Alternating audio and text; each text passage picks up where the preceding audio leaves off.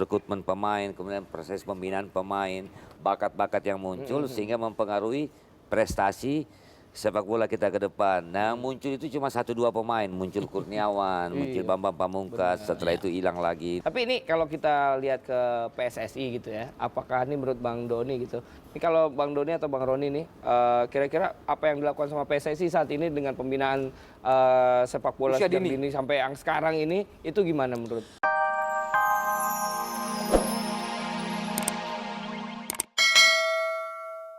Komentator dan pelatih ini, gimana dengan pendapat pemirsa muda Global TV yang ada di luar sana yang udah kita minta pendapatnya? Yuk kita nonton dulu.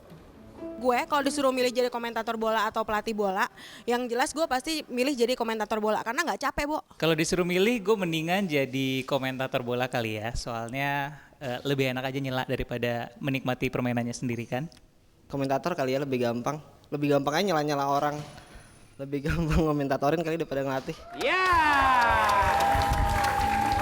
itu dia komentar. Katanya emang enakan jadi komentator, enakan nyela-nyelain emang. Emang enak tuh jadi komentator, nyelain mulu ya emang. Sekarang kita ngomong pembinaan sepak bola di Indonesia aja gimana? Mumpung ada 2 pakar nih di sini kan ya. Pakar sepak bola ini. Yang melatih bibit-bibit juga kan. Benar sekali. Usianya yang diajarin Bang Doni dan Bang Roni rata-rata berapa Bang? Dari 6 tahun sampai 16 tahun. Oh kalau Bang Roni juga? Tapi kita sampai 18 ya. Sampai 18. Jadi sebenarnya juga bagus ya. Karena di sana kita lebih banyak lari kepada membelajarkan mereka bagaimana bermain bola yang benar ya. Teknik-teknik bermain bola tapi bukan itu saja, tapi kita juga coba lebih banyak lari kepada pembinaan mental. Karena selama ini kan kalau kita lihat anak-anak di usia ini kan rawan sebenarnya. Sehingga tujuan tadinya sekolah sepak bola itu juga di samping membina mereka supaya mereka bisa pintar main bola, tapi juga karakter mereka juga bisa menjadi anak-anak yang baik ya. Yang bener nggak tawuran gitu loh. Coba kita obrolin tentang sepak bola Indonesia ini. Ya, saya kan kalau pembinaan dari kecil kan juga di negara-negara lain juga dilakukan ya. Tapi kenapa di negara-negara lain kayak sepak bola bisa maju kok di Indonesia padahal kan sama pembinaan juga dari kecil gitu. Iya bener Bang. Yang membuat Indonesia bolanya nggak bisa jadi juara dunia atau masuk ke dunia. Kapan ya Kenapa Indonesia ikut Piala Dunia ya?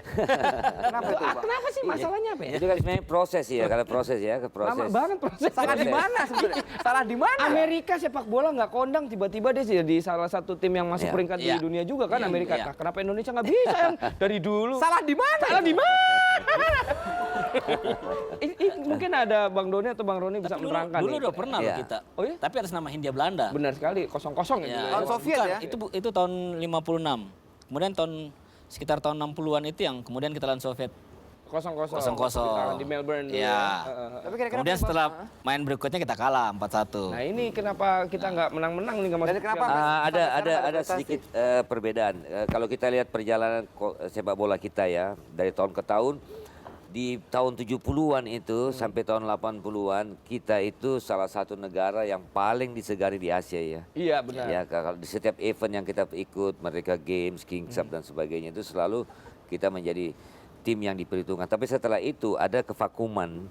Saya nggak tahu, mungkin dari proses rekrutmen pemain, kemudian proses pembinaan pemain, bakat-bakat yang muncul sehingga mempengaruhi prestasi sepak bola kita ke depan. Nah, muncul itu cuma 1-2 pemain, muncul Kurniawan, muncul Bambang Pamungkas, setelah itu hilang lagi. Tapi ini kalau kita lihat ke PSSI gitu ya, apakah ini menurut Bang Doni gitu?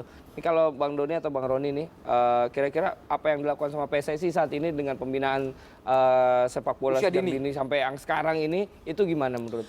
Jadi menurut yang saya lihat, dulu PSSI punya buku biru, buku pedoman yang namanya Pola Pembinaan Sepak Bola Nasional. Nah, kemudian ada sentra-sentra untuk pembinaan usia muda. Ada di Makassar, ada di Salatiga, ada di Jakarta, ada di Medan. Tapi setelah itu zaman Bardosono, tahun 70-an lah ya. Lama banget ya, 74, 75.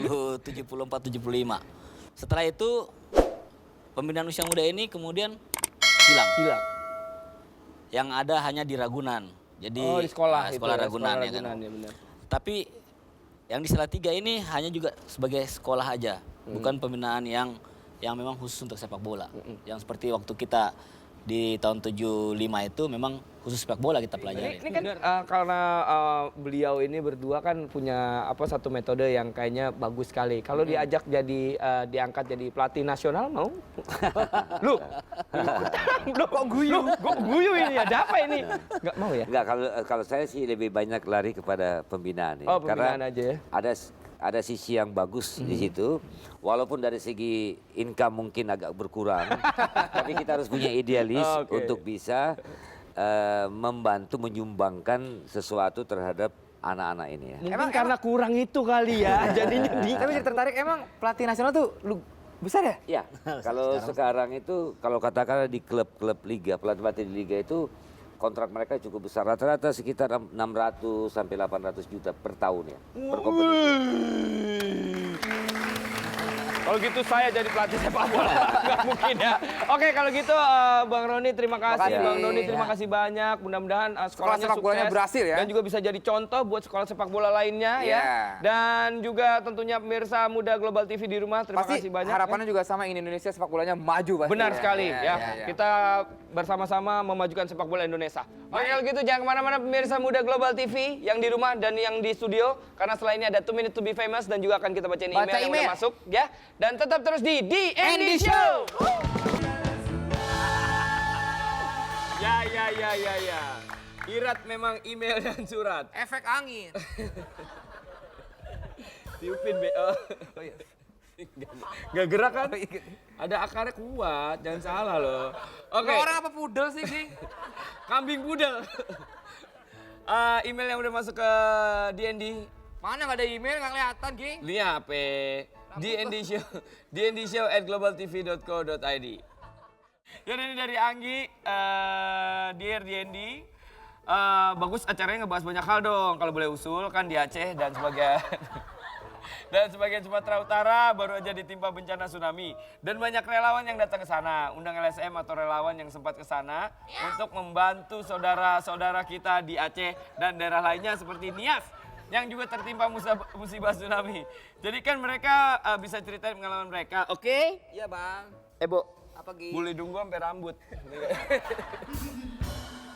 Oke, itu dia email dan surat alias Irat.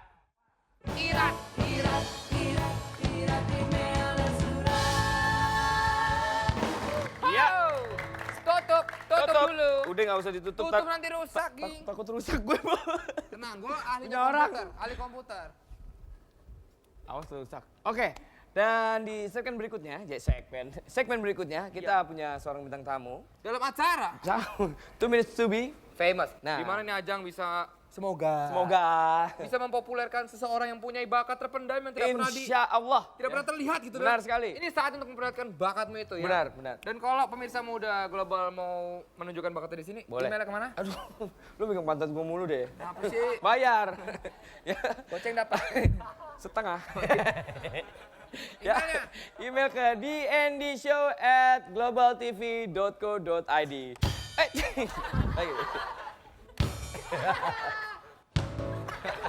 Oke, kita langsung saja. Bunyinya gitu. Kita panggil bintang tamu kita untuk 2 Minutes to be Famous ini. Kerongkongannya bagus nih orang kayaknya. Edan. Kita panggilkan bersama-sama. Benny.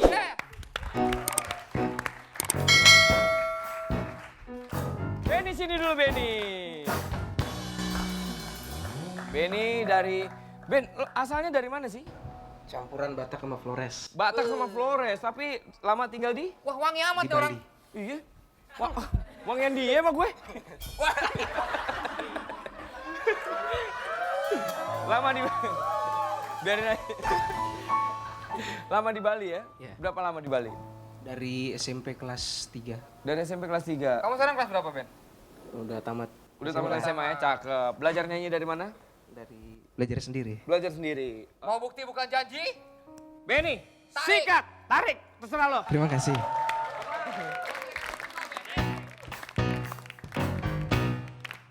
When the night has come. Kalau sekarang itu, kalau katakanlah di klub-klub liga, pelatih di liga itu kontrak mereka cukup besar, rata-rata sekitar 600 sampai 800 juta per tahun ya, per kompetisi. Kalau gitu saya jadi pelatih sepak bola. Nggak mungkin ya. Oke, kalau gitu Bang Roni terima kasih. Makasih. Bang Doni terima kasih banyak. Mudah-mudahan sekolahnya sepak bolanya sukses berhasil ya. dan juga bisa jadi contoh buat sekolah sepak bola lainnya Iya. ya. Dan juga tentunya pemirsa Muda Global TV di rumah terima Pasti kasih banyak. harapannya juga sama, ingin Indonesia sepak bolanya maju pasti. Benar sekali Iya, ya. iya, iya. Kita bersama-sama memajukan sepak bola Indonesia. Oke, kalau gitu jangan kemana.